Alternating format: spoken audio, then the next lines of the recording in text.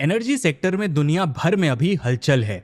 पिछले 4 सालों में बहुत लोगों ने रिन्यूएबल एनर्जी पे बेट लिया है, एक न्यू ग्रीन वर्ल्ड बनाने का सपना देखा है। बट अब लगता है कि उनके सारे सपनों पे ट्रंप पानी फेरने वाले हैं। ट्रंप व्हाइट हाउस में वापस आ गए हैं एंड उन्होंने ग्रीन एनर्जी बैकर्स की नींद उड़ा दी है। यस, ग्रीन एनर्जी सेक्टर को ट्रंप का खतरा है। तो इसका ग्लोबल एनर्जी मार्केट्स पर क्या इंपैक्ट है, इंडिया पर क्या इंपैक्ट है, कौन है जिनको इस मूव से फायदा हो रहा है, एंड ग्रीन एनर्जी में जो भी इन्वेस्टमेंट्स हुए हैं क्या उससे पीछे हटना इतना आसान होगा यूएस के लिए? ये सब हम आज के वीडियो में डिस्कस करेंगे। Welcome back to markets by Zerodha. मैं हूं शांतनु जैन एंड आज है 15 नवंबर। आज हम 2 स्टोरीज डिस्कस करेंगे। 1, ग्रीन एनर्जी सेक्टर पे यूएस इलेक्शन का इम्पैक्ट, एंड 2, कैसे इंडिया फार्मा सेक्टर में अपने इंपोर्ट डिपेंडेंस को कम करने का ट्राई कर रहा है एंड कुछ एसेंशियल फार्मा इंग्रेडिएंट्स खुद बनाने जा रहा है। यहां तक कि हम ट्राई कर रहे हैं कि 50% से हमारा कम हो जाए इंपोर्ट। ट्रंप के इलेक्शन के बाद ग्लोबली एनर्जी स्टॉक्स डाउन है। MSc global solar energy index भी 20% डाउन है। MSc global solar index world के 35 लिस्टेड सोलर कंपनीज को ट्रैक करता है। इसमें यूएस, चाइना, जर्मनी, नॉर्वे जैसे और भी कई कंट्रीज के बड़े स्टॉक्स ट्रैक किए जाते हैं। इंडिया की बात करें तो निफ्टी एनर्जी 6.34% डाउन है। देखो, अभी तक तो US green energy and renewable energy पे डबल डाउन कर रहा था। बिडेन एडमिनिस्ट्रेशन इससे ऑब्सेस्ड थी एंड यूएस ने काफी प्रोग्रेस भी कर लिया था। बट अब ट्रंप के आने के बाद ये स्टांस चेंज हो गया है। ग्रीन वॉशिंग जैसे टर्म्स यूज किए जा रहे हैं। ट्रंप कैंप का कहना है कि रिन्यूएबल एनर्जी भी सस्टेनेबल नहीं है एंड बहुत non renewable sources of energy को यूज करके ही बनाई जा रही है। बहुत से क्लाइमेट चेंज एनालिस्ट का यह भी कहना है कि अब क्लाइमेट चेंज को रिवर्स नहीं किया जा सकता है, तो हमें शायद दूसरे प्लेनेट पे ही रहना होगा। इलॉन मस्क के लिए ये इंटरेस्टिंग हो सकता है। वो इस न्यूज से बहुत खुश हुए होंगे। शायद स्पेस एक्सप्लोरेशन के लिए उनको और बड़े बजट्स मिले। वो अब वैसे भी ट्रंप के काफी क्लोज हैं, तो उनकी कंपनी स्पेसएक्स को नासा के और बड़े प्रोजेक्ट्स मिल सकते हैं। लेकिन कौन सा कैंप सही है, कौन सा गलत है, वो आप डिसाइड करो, ग्रीन या नॉन ग्रीन। मुझे तो ये पता है कि जिन्होंने ग्रीन एनर्जी के अगेंस्ट बेट लिया उन्होंने इन दिनों में बहुत पैसा कमाया है।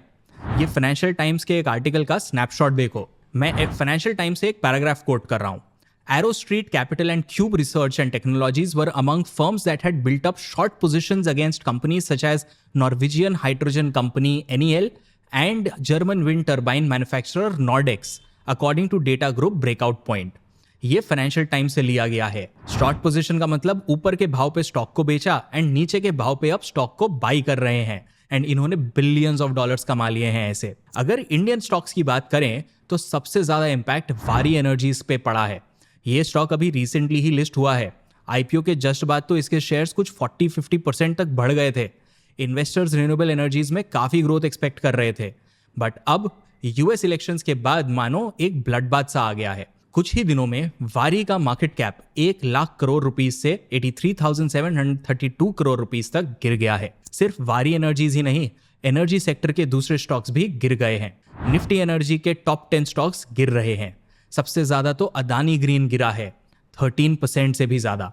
जैसा कि आप इस चार्ट में देख सकते हैं, ग्रीन एनर्जी या रिन्यूएबल एनर्जी स्टॉक्स में जिन्होंने भी इन्वेस्ट किया वो थोड़े ज्यादा गिरे हैं। बिडेन के अंडर यूएस अपने रिन्यूएबल एनर्जी गोल्स को मीट करने के लिए कुछ कंपोनेंट्स इंडिया से इंपोर्ट करता एंड वारी भी उनमें से एक कंपनी होती। इनफैक्ट वारी एनर्जीज का तो यूएस में एक 3 गीगावाट का फैक्ट्री एस्टैब्लिश करने का भी प्लान है। तो ऐसे कंपनीज जिनके यूएस कोलैबोरेशंस हैं, इन सब का फ्यूचर अब थोड़ा अनसर्टेन है। शायद इसलिए इन्वेस्टर्स का कॉन्फिडेंस हिल गया है। ट्रंप की ये जीत ग्लोबल पावर मार्केट्स में काफी ड्रास्टिक चेंजेस ला सकती है। लेकिन देखो, ग्रीन एनर्जी की तरफ ट्रांजिशन रुकेगा तो नहीं, थोड़ा स्लो डाउन जरूर हो सकता है। ऐसा मैं नहीं कह रहा, एक रॉयटर्स का आर्टिकल कह रहा है। प्रेसिडेंट बिडेन ने जब इन्फ्लेशन रिडक्शन एक्ट बनाया तो उसमें उन्होंने बहुत subsidies the and solar projects और विंड प्रोजेक्ट्स के लिए स्पेशली, एंड इससे ट्रंप के एलाइज को भी फायदा हुआ है। अब देखो, है तो ये सब पॉलिटिशियंस ही, इनके स्पीचेस के प्रॉमिस कितने सच होंगे कितने झूठ होंगे ये तो देखो वक्त ही बताएगा। एंड इनसे इंडिया में क्या क्या चेंजेस आएंगे ये भी हम आने वाले दिनों में देखेंगे। हमें तो बस अच्छे से एनालाइज करके समझ के आगे के लिए इन सब से सीख लेना है। चलो इसी बात पे नेक्स्ट स्टोरी की तरफ बढ़ते हैं। इंडिया अब फाइनली कुछ क्रिटिकल ड्रग्स का प्रोडक्शन बढ़ा रहा है। अभी इंडिया काफी क्रिटिकल ड्रग्स चाइना से इंपोर्ट करता है। वो ड्रग्स जो बिल्कुल ही बेस इंग्रेडिएंट्स हैं एंड हमारे फार्मा स्पेस के लिए बहुत इंपॉर्टेंट है। ये इंपोर्ट डिपेंडेंस कम करना एक थीम सा लग रहा है। हमने कल भी डिस्कस किया था कि कैसे इंडिया ऑयल रिफाइनिंग कैपेबिलिटीज बढ़ा रहा है एंड उस स्पेस में भी इंपोर्ट डिपेंडेंस कम कर रहा है। चलिए डबल क्लिक करते हैं एंड समझते हैं कि फार्मा स्पेस में ये इंपोर्ट डिपेंडेंस कम करना क्यों मैटर करता है। कई सालों से इंडिया कॉमन एंटीबायोटिक्स जैसे penicillin G, 6-APA and clavulanic acid import करता आया है। ये super basic but essential ingredients हैं जो हम लास्ट 20 ईयर्स से इंपोर्ट कर रहे हैं। बट अब रिसेंटली ही हमारे प्रोडक्शन लिंक्ड इंसेंटिव स्कीम के अंदर 2 न्यू मैन्युफैक्चरिंग प्लांट्स लॉन्च हो रहे हैं जो इन इंग्रेडिएंट्स को इंडिया में ही प्रोड्यूस करेंगे एंड इंडस्ट्री टारगेट कर रही है कि इंपोर्ट डिपेंडेंस 50% से कम हो जाएगा। इससे फार्मा कंपनीज का प्राइसिंग पे कंट्रोल भी बढ़ेगा एंड सप्लाई भी प्लान्ड रहेगा। ये 2 plants Aurobindo pharma and Kinvan private limited लगा रहे हैं। एक एक करके समझते हैं कि ये क्या बनाएंगे एंड कैसे इंपोर्ट कम करने में हेल्प करेंगे। पहला प्लांट लाइफियस फार्मा रन करेगा। लाइफियस फार्मा औरोबिंदो फार्मा का एक सब्सिडरी है। ये प्लांट काकीनाडा आंध्र प्रदेश में बनेगा। ये facility 15,000 metric tons of penicillin G produce करेगा। इसमें से 3,000 मेट्रिक टन डोमेस्टिकली यूज होगा एंड 12,000 मेट्रिक टन 6-APA के प्रोडक्शन के लिए यूज होगा। 6-APA एक की इंग्रेडिएंट है अमोक्सिलिन एंड एम्पिसिलिन जैसे एंटीबायोटिक्स बनाने के लिए। अगर इस चार्ट को देखें तो इंडिया अभी कुछ 2,000 करोड़ रुपीस से ज्यादा पेनिसिलिन जी चाइना से मंगवा रहा है, जो बेसिकली 77% है टोटल पेनिसिलिन जी के इंपोर्ट्स का।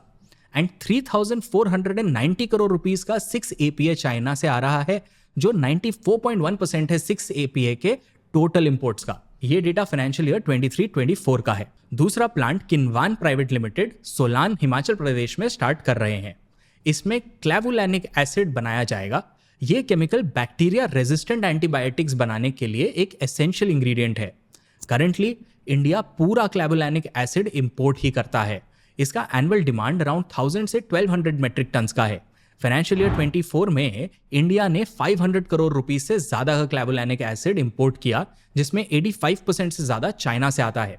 एनालिस्ट एक्सपेक्ट कर रहे हैं कि इस न्यू फैसिलिटी से हमारा 40% इंपोर्ट सब्स्टिट्यूट हो पाएगा। Overall department of pharmaceuticals expect कर रहा है कि इन प्लांट्स के स्टार्ट होने से हमारा चाइना पे एसेंशियल इंग्रेडिएंट्स के लिए जो इंपोर्ट डिपेंडेंसी है वो कम होगा। प्लस इससे ग्लोबल फार्मास्यूटिकल सप्लाई चेन में भी हमारा कॉस्ट कंपेटिटिवनेस इंप्रूव होगा। तो ये हमारे कंट्री के लिए एक बहुत पॉजिटिव न्यूज है। चलिए अब 3 और important market related updates quickly देख लेते हैं। नंबर 1, वोडाफोन आइडिया के लॉसेस कम हुए हैं। वोडाफोन ने Q2 ऑफ फाइनेंशियल ईयर 24-25 में 7,175.9 करोड़ का लॉस रिपोर्ट किया है, जो पिछले साल के 8,737 करोड़ के लॉस से कम है। लॉस कैसे कम हुआ है? टैक्स एक्सपेंसेस का कम होना एक मेजर रीजन है। ये 817.7 करोड़ से घटकर बस 7.8 करोड़ रह गया है। इंटरेस्ट कॉस्ट में भी 3.38% का फॉल देखा गया है। रेवेन्यू में हल्का सा ग्रोथ हुआ है, करीब 2% का। रेवेन्यू अब 10,932 करोड़ रुपीस है और एवरेज रेवेन्यू पर यूजर यानी आरपू भी 6.8% से बढ़कर 156 रुपीस हो गया है। एंड आरपू आपको पता ही है, जुलाई में टैरिफ हाइक्स हुआ था, उसकी वजह से इंक्रीज हुआ है। वोडाफोन ने हाल ही में 42,000 नए 4G साइट्स ऐड किए हैं, लेकिन इसके बावजूद वोडाफोन के 4G सब्सक्राइबर बेस में 8 लाख सब्सक्राइबर्स का फॉल देखा गया है। इनके पास अभी कुछ टोटल 1.26 करोड़ सब्सक्राइबर्स हैं। चलते हैं नेक्स्ट अपडेट पे। नंबर 2, जापान का बहुत famous convenience store chain 7-Eleven news में है। इसको कुछ फॉरेन इन्वेस्टर्स खरीदने का ट्राई कर रहे थे एंड ब्लूमबर्ग इस पे बहुत टाइम से कवरेज कर रहा था। बट अब निक्केई एशिया के एक आर्टिकल के हिसाब से मैनेजमेंट खुद ही इस कंपनी को $38 बिलियन में बाय आउट करना चाह रहा है। टेक्निकल टर्म्स में हम इसको मैनेजमेंट बाय आउट या MBO कहते हैं।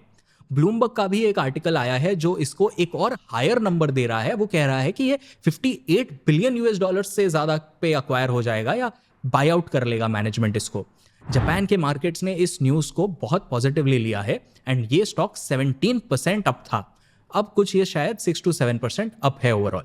नंबर 3, जेनरेटिव AI से इंडिया की GDP को $438 बिलियन तक का बूस्ट मिल सकता है, वो भी 2030 तक। यस, रिजर्व बैंक के डेप्यूटी गवर्नर की माने तो जेनरेटिव AI इंडिया की GDP में 29-30 तक $359 बिलियन से $438 बिलियन के बीच कंट्रीब्यूट कर सकता है। इंडियन फर्म्स में AI का यूज लगातार बढ़ रहा है। प्रोडक्शन प्रोसेसेस में AI अडॉप्शन 2023 में 8% ही था, 2024 में ये काफ़ी बढ़ गया है एंड अब 25% हो गया है। बैंकिंग सेक्टर की स्पेसिफिकली बात करें, क्योंकि आरबीआई तभी बात करता है जब बैंकिंग सेक्टर से कुछ रिलेटेड होता है, तो अगर हम बैंकिंग सेक्टर देखें तो 75% बैंक्स अब डिजिटल सर्विसेज ऑफर कर रहे हैं। Online account opening, digital KYC और डोर स्टेप बैंकिंग अब कुछ न्यू नहीं रहा है, ये मस्ट हैव हो गया है। और तो और 60% बैंक्स डिजिटल लेंडिंग सपोर्ट करते हैं एंड ये इंडिया को एक डिजिटली इनेबल्ड फाइनेंशियल इकोसिस्टम की तरफ ले जा रहा है। तो इन सब में एआई का काफ़ी सारा एप्लीकेशन है और बहुत सारा यूज केस है एंड शायद इसीलिए आरबीआई ने भी ये स्टेटमेंट दिया है। आज के लिए बस इतना ही। आपने हमें अगर अभी तक सब्सक्राइब नहीं किया है तो कर लीजिए। मैं हूं शांतनु जैन, मिलता हूं आपसे नेक्स्ट एपिसोड में।